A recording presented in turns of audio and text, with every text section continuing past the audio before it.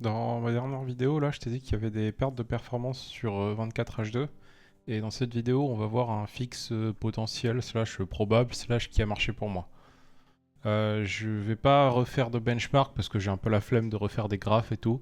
Mais j'ai testé et puis ça a marché sur CS et ça a marché sur Cyberpunk. Voilà, donc probablement que ça marche.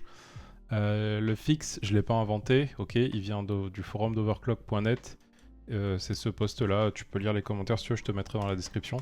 Moi, je vais te faire la version rapide et courte. Voilà. Le problème viendrait apparemment de la nouvelle implémentation de la barre des tâches en bas. Et notamment du fait que tu puisses déplacer des trucs là et les piner comme ça.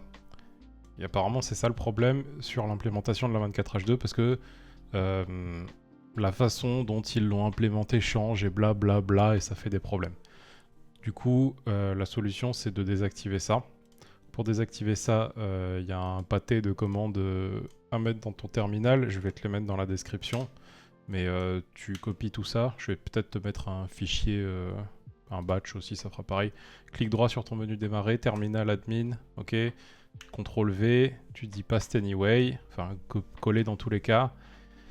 Et bah voilà, tu vérifies que ce soit bien écrit successful, successful, successful pour toutes les lignes. En français, ça sera écrit avec succès, sans doute. Hein. Une fois que tu as fait ça, tu redémarres ton PC. Et une fois que tu as redémarré ton PC, tu vérifies bien.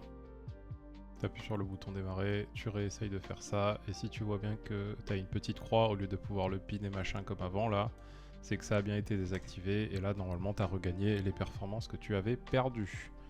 Point relativement important, ces trucs-là, là, ils peuvent disparaître avec une mise à jour de Windows.